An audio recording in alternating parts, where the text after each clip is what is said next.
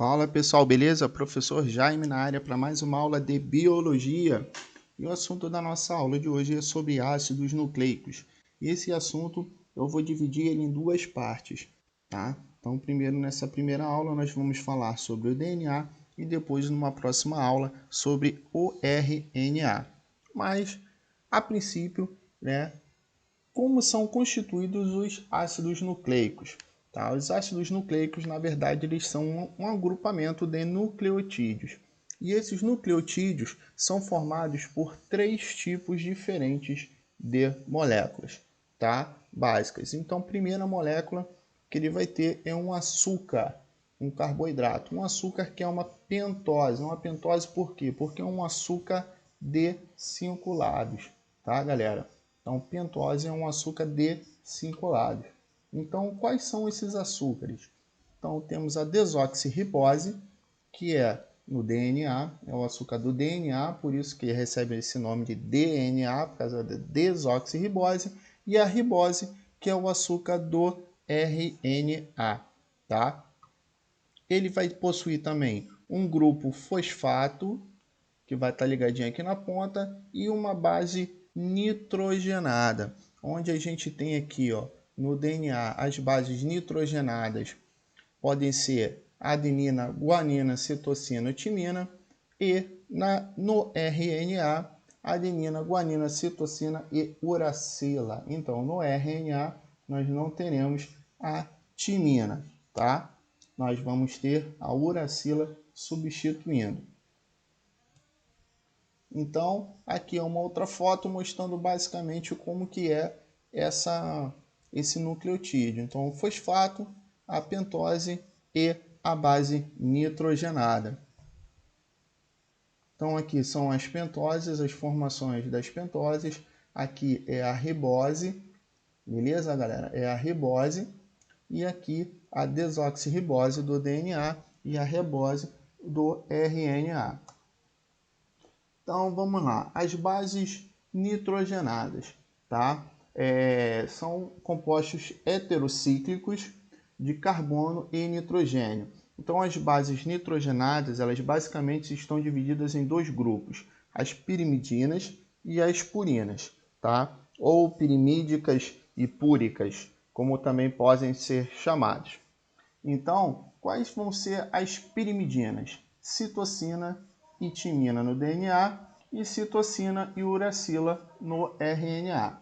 Já as purinas, elas são quem? A guanina e a adenina, que estão presentes tanto no DNA quanto no RNA. Então, as purinas não vai ter diferenciação entre entre DNA e RNA. Já as pirimidinas vai ter diferenciação porque no DNA você tem a timina e no RNA tem a uracila, tá? Mas a citosina, ela você vai ter tanto no DNA quanto no RNA. E daqui a pouco a gente vai ver mais para frente que elas estão sempre ligadas. Então é sempre uma pirimidina ligada a uma purina, tá? Você vai ter sempre essa ligação. Isso no caso do DNA, que a gente possui uma cadeia dupla.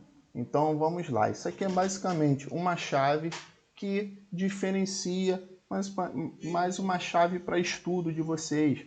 Então é até interessante, quem quiser anotar, dá um pause aí no vídeo nessa hora e copie isso aí no caderno, essa chave aí de nucleotídeos, que é uma chave de memória, né, que dá para você memorizar tranquilo.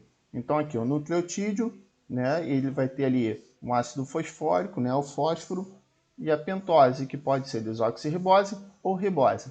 E as bases nitrogenadas, que se dividem em púricas e as pirimídicas. As púricas, adenina e guanina, e as pirimídicas, timina, uracila e citosina. Beleza? Então isso aqui fica fácil, bem direto, para você poder lembrar desse conteúdo. Bom, então vamos lá.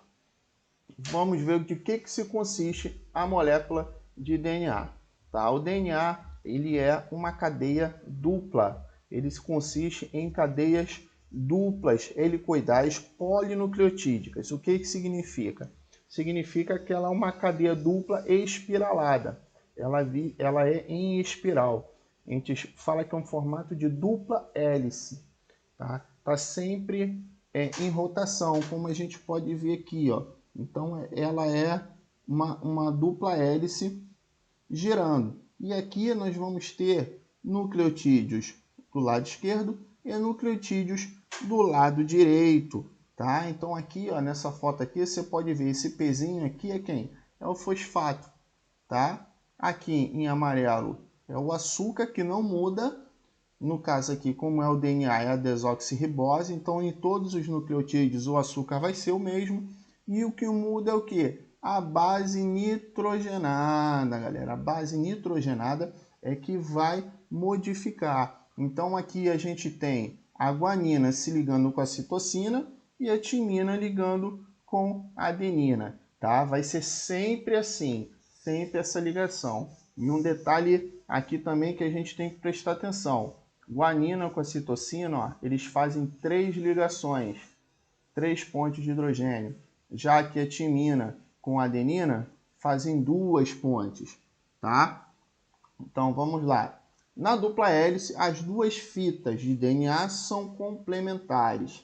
Isso, o que quer dizer? Essa fita aqui, ela complementa essa fita de cá, tá? Então vamos lá. Vamos prestar atenção aqui nessa foto aqui, para vocês entenderem. Ah, por que aqui tem esse 5 aqui, o 3 aqui embaixo, aqui é o contrário. É isso aqui, galera. Vamos voltar aqui. É isso aqui, tá? É a posição dos carbonos. Esses números aqui são os números dos carbonos. Carbono 1, 2, 3, 4 e 5, tá? Em um lado da fita do DNA, essa pentose vai estar nessa posição, em um lado, com o 5 para cima e o 3 para baixo. Do outro lado, na fita complementar, ele está de cabeça para baixo. Então, quando ele está de cabeça para baixo, o 3 está em cima e o 5 está embaixo. Então, é por isso que tem essa formação. E esse aqui é interessante, a gente fala de 5 linhas, 3 linhas, 3 linhas, 5 linhas. Por quê? Porque depois, quando a gente for ver processo de duplicação, tá, do DNA, vai ser importante a gente estar ligado aí nessa nomenclatura aí de 5 linhas, 3 linhas, tá, beleza? Então, se você prestar atenção, aqui, ó, o grupamento fosfato está em cima, aqui ele está embaixo, aqui ele está em cima. Então, eles estão invertidos, tá? Uma fita é complementar da outra. O grupo fosfato e a desoxirribose estão localizados na parte externa da molécula, né, nas laterais. Pode-se dizer que se isso aqui, alguns professores, alguns livros fazem a analogia do DNA, se você desenrolar, né, já que o DNA é espiralado, se você desenrolar o DNA como uma escada, onde o grupo fosfato e a pentose é o corrimão da escada e as bases nitrogenadas são os degraus da escada, tá? São os degraus da escada porque eles estão no meio, enquanto que os outros dois estão no centro. Então, as bases nitrogenadas empilhadas dentro da dupla hélice com suas estruturas hidrofóbicas, ou seja, elas não têm afinidade à água, de anéis quase planos muito próximos e perpendiculares ao eixo da hélice. Então, aqui nós vamos ter essas bases nitrogenadas fazendo essas ligações, tá, gente? Então, e esse tipo de molécula de DNA está presente no núcleo das células eucarióticas, nas mitocôndrias e nos cloroplastos. Tá? A mitocôndria ele possui molécula de DNA, o DNA mitocondrial. E os cloroplastos, que nós vamos encontrar em células vegetais, elas também vão ter o seu DNA próprio. E no citossol das células procarióticas, já que os procariontes, apesar de não possuir carioteca, que é a carioteca é a membrana que envolve o núcleo, eles possuem núcleo, tá, galera? O núcleo é o centro de comando da célula. Então, eles possuem o DNA. O centro de comando da célula é o DNA, é o material genético. Então, o DNA que comanda todas as funções da célula. Então, Uma bactéria, que são os procariontes, são bactérias, apesar de eles não possuírem a membrana celular, a membrana nuclear, né, que é a carioteca, eles possuem um núcleo, só que um núcleo que disperso no citoplasma, não é um núcleo que está individualizado ali, beleza? Então vamos seguir aí. Uma técnica, tá, para medir a quantidade de cada tipo de base do DNA de diferentes espécies. Os dados mostram que a quantidade relativa de um dado nucleotídeo pode ser diferente das espécies, mas a quantidade de adenina é igual de timina e a quantidade de guanina é igual de citocina. Isso no DNA, lembrando, galera, estamos falando aqui somente do DNA. Tá? O RNA nós vamos ver em uma outra aula. Então, como a adenina se liga com a timina e a guanina se liga com a citocina, a quantidade de adenina é igual a timina e a quantidade de guanina é igual a citocina, já que, como é uma dupla fita, ela é complementar. Então, uma complementa a outra. Então, a quantidade que tem em uma é a mesma quantidade que vai ter em outra. Beleza? Então, tem sempre isso daí, tá? E aqui é sempre nessa razão de 1 por 1 entre as bases púricas e as bases pirimídicas. Então, por exemplo, a adenina mais a guanina, quantidade de adenina mais guanina vai ser igual da timina mais citocina, tá? A quantidade relativa de cada par AT ou GC pode variar bastante de organismo para organismo, mas a razão vai ser sempre a mesma, tá, galera? Cada espécie vai ter um genótipo diferente. Então, o genótipo, o que seria esse genótipo? Esse genótipo é justamente essa relação de quantidades de nucleotídeos que tem ali no DNA. Então, esses nucleotídeos, cada letrinha dessa daí, tá, é aquela que vai gerar todas as características do corpo humano. E alteração em uma única letra dessa pode causar alguma mutação, alguma doença, alguma síndrome, algum problema, tá? Assim como também pode gerar uma evolução. Então é por isso que nós temos um grande problema com doenças virais. Por quê? Porque o vírus ele é um organismo muito simples. Ele só possui DNA ou RNA, né? E ele não é nem considerado um ser vivo por muitos profissionais. Então o vírus, por ser muito simples, ele ter uma cadeia de DNA muito simples, né, entre aspas, mas bem mais simples do que os outros organismos, ele é fácil sofrer mutação.